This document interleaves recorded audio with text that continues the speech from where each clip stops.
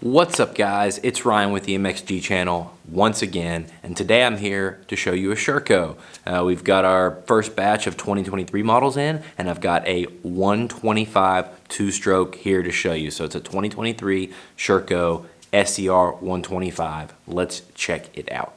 All right, y'all, here it is, 2023 Sherco SE 125. I don't believe there were any changes for this year, but we hadn't had one of these bikes at the dealership previously, so this is the first time I've really got to look at one up close, so I wanted to share that with you guys. I haven't got to ride one of these either, I don't think. I haven't seen them at any demos, Sherco demos I've been to, but from what I hear, it's a much more luggable power and a less it's not much of a motocross feel. They definitely have some cool features and quirks, which we can talk about for a second. So first of all, it's pretty agreed on that the Sherco bikes are the best looking bikes in the pit stock. I mean, they really focus on the high vis. That's been their theme for a while now. And then just in the last couple years, they've added the gray. So they got the blue, the gray, the high vis, and some white. I love the all gray seat because it's dark enough that it doesn't show dirt. It doesn't stain up real quick, but still it's not black, and that's a welcome change. So really cool there. I also like the way the Sherco seats come off with these quick releases. You just flip up this tab, twist it, and the seat comes off. Similar to the Betas, have a latch here. KTM's done a good job in the last few years. They went from the 2 bolts to the 1 long bolt, and now they went to the 1 short bolt in the front, but this is still superior for sure. Man, these bikes are cool. I don't even know where to start.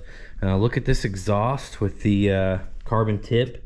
Looks very cool. The 4-strokes come with the Akrapovic exhausts, which are pretty cool. But yeah, Michelin Enduro tires, I believe. They have Galfer brake rotors, so the front's got a solid mount wave rotor, and the rear has a solid like mud style rotor. But as far as the brake calipers and brake master cylinders, they have the Brembo stuff, the good stuff, like the KTM. Same with the clutch. You're going to get a Brembo master cylinder over here and a Brembo slave cylinder down at the bottom. Pretty cool for sure. These bikes have they are carbureted, if you don't know. These are some of the last great carb bikes, and we don't know how much longer they're going to be carb, because I think they're selling enough units now, they're not going to escape the EU. They're going to have to do something TPI related. But what you're getting here is a modern technology bike that's carbureted, has V-force reeds, electric power valve, hydraulic clutch, KYB suspension. Looks great, feels great. If you love 2-strokes but you want a carburetor, you absolutely don't want the TPI, then this is for you guys, without a doubt.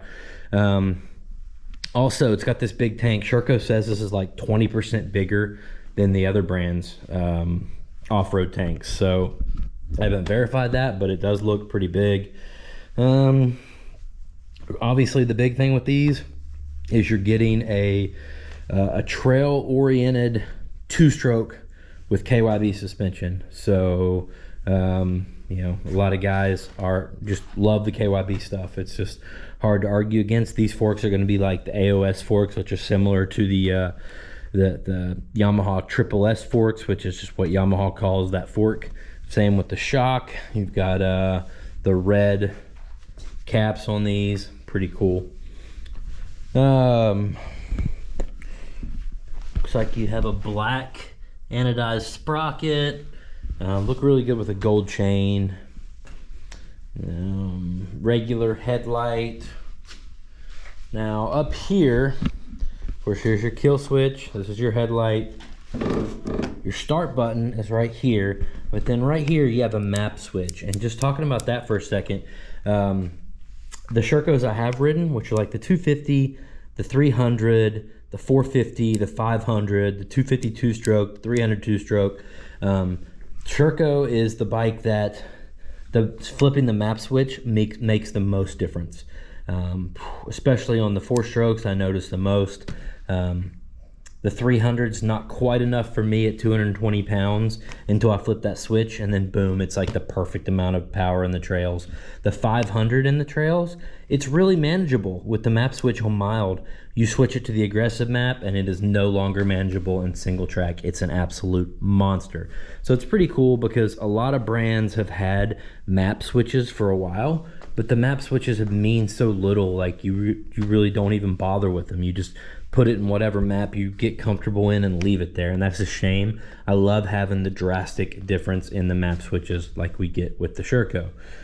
There's the trip computer, nothing fancy there, similar to KTM's. Really cool bikes, guys.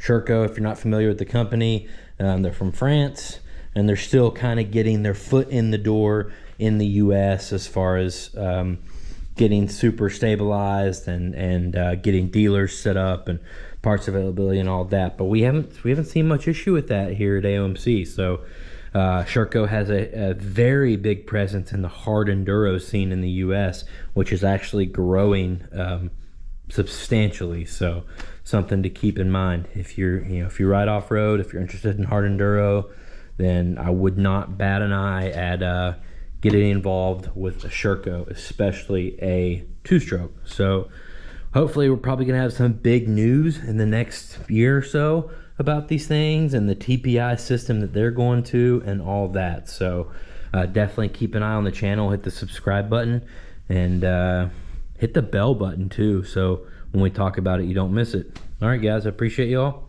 I'll see you in the next video.